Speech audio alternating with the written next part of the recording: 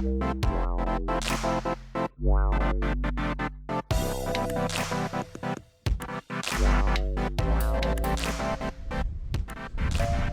folks, welcome to this exciting video where you once again join me with the channel DJ, and once again we're documenting some more abandoned history of Glen Clova. Like we have been in this past week's adventures, the past couple of adventures. It's been some interesting history, look at that. I was away to jump over there folks, but I'm not going to bother on that post. Again, this fence is so low we can just literally step over. But an interesting piece of Clova history we've come to look at today is the old ROC bunker from the Cold War.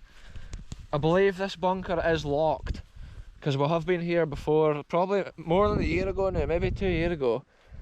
But it's cool to come and document the surface features and just see what's left of the history from this Cold War defence of the country, which is located here in Glen Clova, this wild Scottish glen. We have been to quite a lot of ROC bunkers this past year, and they're all in different conditions and different levels of decay, and that's why it's cool to come and see this one again and compare it to the other ones we've seen. You can see the original outer perimeter fence here, which must have led around and kept the sheep away from the hatch. So basically there was people, the ROC, the Royal Observer Corps, they were stationed here day and night, and in the case of a nuclear blast in the country, they would measure it. They would measure like the altitude and the height of the blast, and then there would be, what else would they measure? The radiation, and like connected with the Met Office and stuff, they would be able to tell where the nuclear fallout would go over the land. And over Great Britain there was actually 1,500 of these sites. Yeah, there wasn't a piece of land which wasn't defended in the ROC bunker link. And if there's a bit of sky that this one can't see, they would have another ROC bunker like over that hill in the next glen to monitor that area. And that's how there's so many of them abandoned and left here. But see, when I'm sitting here, it's got a smell to it, almost like a public toilet smell. So I'm not sure what that's about. It's quite minging. Look, you see the fresh padlocks there. It's good that these places are sealed up and the history can be kept like within them. But I do love coming and recording it and seeing what's left. I'm sure on here they had a little plate with like a gap between it that they bolted on. And then see here, look, this is the pipe. Oh, this is what it was. They put their tester up here to test the radiation. They took that off. And then on here is where the pressure, they used to detect the pressure in the air with that little pipe. I think it was like it measured the bar pressure in the air at the moment of the detonation, the nuclear detonation. And then they could read all that and take notes. But it looks like this one's been shut down. Some of them were shut down in 1968 and other ones were kept open until 1991. But this looks like it may have been one of the older ones, judging by the wooden shutters and stuff. But considering what it is, look, it's still in good condition. You can see original light green paint there with another dark green paint on the top, and that's the air vent. It's not a very big bunker, it only goes from here to there basically, and then there's like a little toilet with a chemical toilet in it. Maybe what was smelling. Yeah, there is a smell here folks, and well, when I was sitting there I smelt it. It smells a bit toilety, if that's even a word. And then this is an interesting bit too. They would have come up out of the hatch and put on a device here which had like it was a cone shape with a paper element around it, and whatever direction the blast was in the height, it would burn through a hole onto the paper, and then they could detect like where it was, north, south, east, west, and also the height.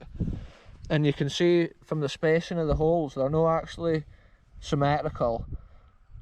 And that was so when they bolted on their instrument to measure, they would always get it bang on with true north. And that's little details like that that often go unseen. Look, this one's got another interesting bit there. I'm not sure what it's been.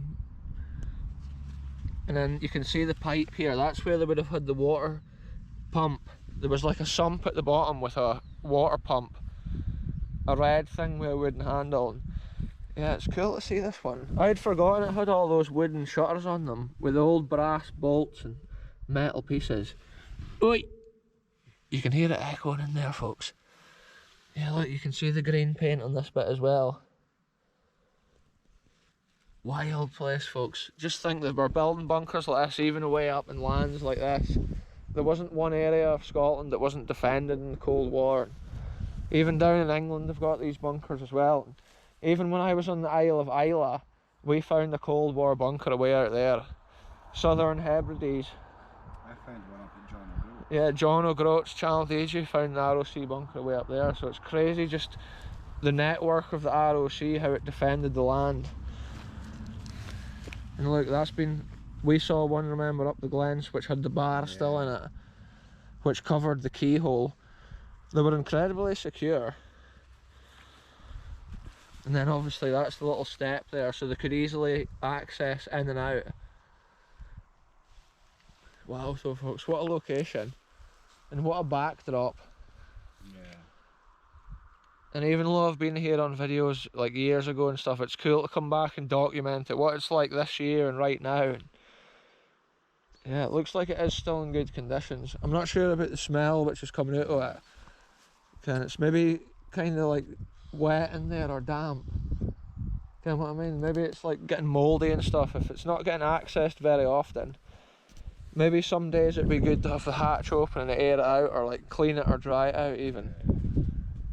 But this whole hill here just stinks like a toilet. And that is strange. Previous times when I visited this site, it's not like that. But at least with the YouTube video, the viewers don't have to smell that. They can just take in the interesting history. Yeah, look at this one. The weather must be more extreme at this side because it's totally rotted. Wow. Real history there, folks. Anyway, that has been amazing. It's often interesting the wild bits of land that they chose to build their bunkers. People must have come out from the military at one time and scouted out areas, and a lot of them were near the main road, which was easy for the people who worked there to access, but also probably when they were building like the bunkers, they would have brought the supplies just up the main road, because all the bunkers are just like the same all over the country. I think there's only one or two which are like mirror image built, but they would have just dug a big hole there, put in the cement bunker outline, like built the bunker, and then they just covered it back over with earth, and then that's what's left for us to see today. And what a cool place it's been. Wild Cold War history right here at Glen Clova. And I thought, since we've been doing that Clova history in the last couple of videos, can the castle be in a defensive position from an ancient time, and then you can see this, it's a more modern defensive position. Going all the way from the Neolithic Yeah. right up to the Cold War. Yeah, it's been intense. Like, Clova has got so much to offer. One little glen of Scotland. It just shows you, folks, the adventure is real. And we're all about the adventure on this channel. Exploring, documenting the history that's just all around. But yeah, it's been a shorting. I'm going to end it here though, folks. Thanks very much for watching. Goodbye for me. Goodbye for the channel DJ. And we'll be back with the next adventure very soon.